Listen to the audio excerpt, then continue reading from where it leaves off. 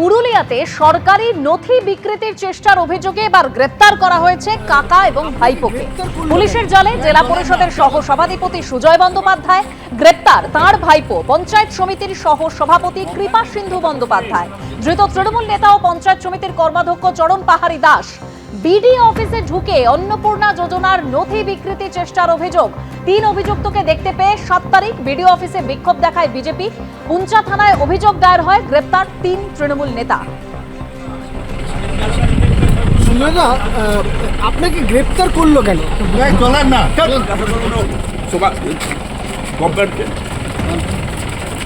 গভর্নমেন্টকে জিজ্ঞাসা করে নিন। আপনার কি ফসানো হচ্ছে কোথাও? আমি জানি না। আপনাদের চক্রান্ত হয়েছে দাদা, কি মনে হচ্ছে? অন্যদিকে বসিরহাটে বিজেপি কর্মীকে খুনের চেষ্টার অভিযোগ, পলাতক দুষ্কৃতীরা। তৃণমূল আশ্রিত দুষ্কৃতীদের গ্রেপ্তারের দাবিতে বিক্ষোভ দেখানো হলো এবার বসিরহাটের জিরাকপুরে। রাস্তায় টায়ার জ্বালিয়ে রাস্তা অবরোধ করা হয়। 6 জুন বিজেপি কর্মী রোহিত রায়কে গুলি করে খুনের চেষ্টার অভিযোগ। তৃণমূল আশ্রিত দুষ্কৃতীদের বিরুদ্ধে এই খুনের চেষ্টার অভিযোগ। আর ঘটনার পরই এখনো পলাতক অভিযুক্ত 2 দুষ্কৃতী। তৃণমূল আশ্রিত দুষ্কৃতীদের গ্রেপ্তারের দাবিতে বিক্ষোভ দেখান।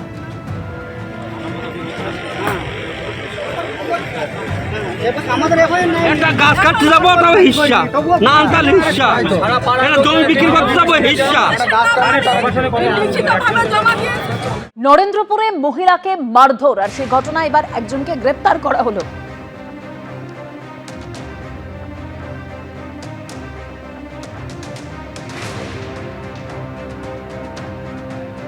আক্রান্ত মহিলা বিজেপির সমর্থক, লাইট পোস্টে বেঁধে মারধর করা হয়। আর এই অভিযোগের পরই অভিযুক্তদের খোঁজে রাতভর তল্লাশি চালায় পুলিশ।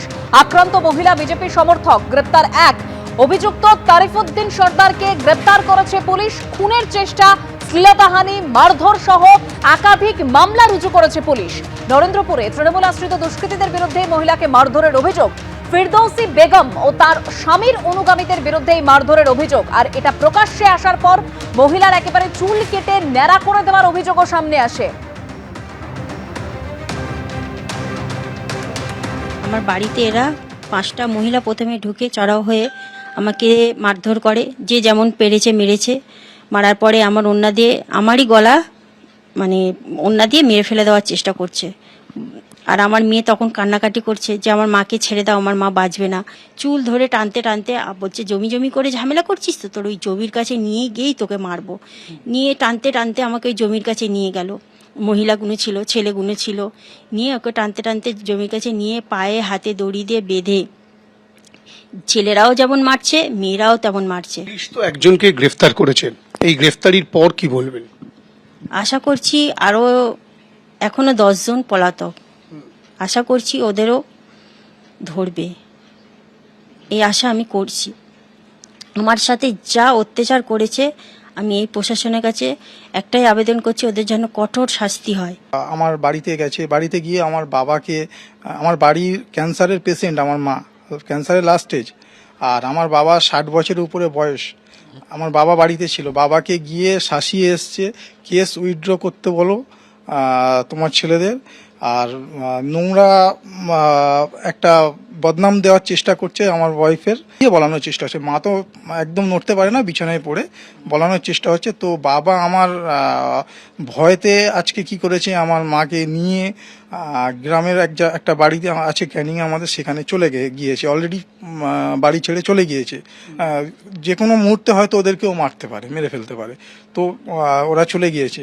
তো আমরা প্রশাসনের কাছে এই আমাদের মাননীয় মুখ্যমন্ত্রীর কাছে আমরা এই আবেদন করছি যে প্রশাসন তো আমাদের হেল্প করছেই, এই ক্রিমিনালগুলোকে যাতে ঠিকঠাকভাবে এদেরকে সেইভাবে সাজা দেওয়া হয়, সেই অনুরোধটা আমরা মুখ্যমন্ত্রীর কাছে রাখছি।